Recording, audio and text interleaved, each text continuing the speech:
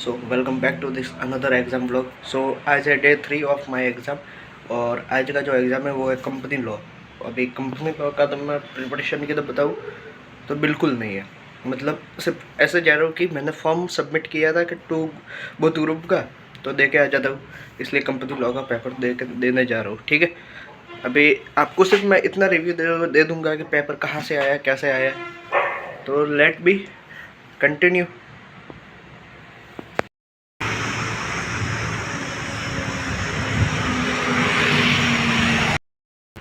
Now complete my exam at 11:55.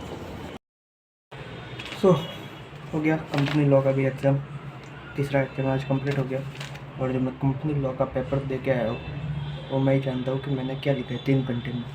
मतलब कि मैंने अटेम्प्ट पूरा किया है 100 मार्क का, नहीं 95 का, आज एक क्वेश्चन छोड़ा है। और उसमें से जो मैंने ऐसा नहीं कि कुछ भी उठ पटांग लिखा है, लिख के तो आया हूँ थोड़ा बहुत रिलेवेंट। और जो वो अंदर से सेटिस्फेक्शन होना चाहिए ना कि भाई कि मुझे इस क्वेश्चन के 5 में से 3 मिलेंगे, 4 मिलेंगे, वो मैंने नहीं किया। ठीक है, मैं पेपर दे के आया हूँ। तो अभी पेपर की बात की जाए, और हाँ, कंपनी लॉ का मुझे ये अलग लगा कि दूसरे जो पेपर होते हैं उसमें एक केस स्टडी आती है और 5 क्वेश्चन पूछती है, पर इसमें 5 केस स्टडी जो पहला कंपलसरी क्वेश्चन होता है उसमें आई थी और 5 डिफरेंट क्वेश्चन थे। तो ठीक है, ये पहला था नेम चेंज वाला केस स्टडी में, फिर ये ऑब्जेक्ट क्लॉज केस स्टडी थी, ये इतनी नहीं बतानी जैसी मुझे समझ भी नहीं आ रही थी। ठीक है, मैंने किया।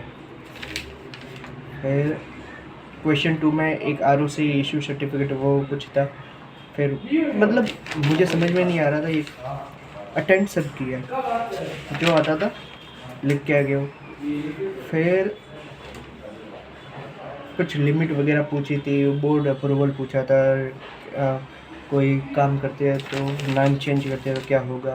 यहाँ प्रैक्टिकल आया था एक बाईबैक का, वो मुझसे जमा था। फिर ऐसे तो कुछ क्वेश्चन तो मुझसे हुए, प्रैक्टिकल हुए सब मुझसे। मैंने प्रैक्टिकल अटेंड किया था ये 3B, हाँ 3B का प्रैक्टिकल अटेंड किया था, जो मुझे लगता है शायद सही होगा। फिर मैंने 4 में किया था, मैंने 4A किया था। 4A में मैंने पहला क्वेश्चन छोड़ दिया, वही मैंने नहीं किया। फिर मैंने 4.2 में एक था प्रैक्टिकल, वो कर दिया। 4.3 भी कर दिया। फिर वापस जो पार्ट 2 था उसमें भी डिफरेंट केस स्टडी और डिफरेंट क्वेश्चन, इसमें 3 केस स्टडी और 3 क्वेश्चन थे, जिसमें से प्रैक्टिकल मुझसे हो गया और मैंने केस स्टडी भी, मतलब मेरा पार्ट 2 थोड़ा बहुत अच्छे से पढ़ा हुआ था, इसलिए पार्ट 2 के जो क्वेश्चन थे वो मुझसे बन रहे थे, यानी कि रिलेवेंट प्रोविजन के हिसाब से ही बन रहे थे। फिर मैंने 6A अटैम्प्ट ना करके 6 किया था अटैम्प्ट, और उसमें भी हाँ ड्राफ्ट थे, जो ड्राफ्ट की मैंने थोड़ी बहुत तैयारी की थी। तो ड्राफ्ट मुझसे कितने, इसमें 3 ड्राफ्ट पूछे गए थे शायद, 3 ड्राफ्ट और 1-2 क्वेश्चन थे, 5 टोटल थे। तो ये था पेपर, मैंने कैसा अटेंड किया। हाँ, और मेरा जो पेपर होता है वो मैं टाइम से पहले कर देता हूँ, ऐसा नहीं कि मैं कुछ भी लिख के आ जाता हूँ।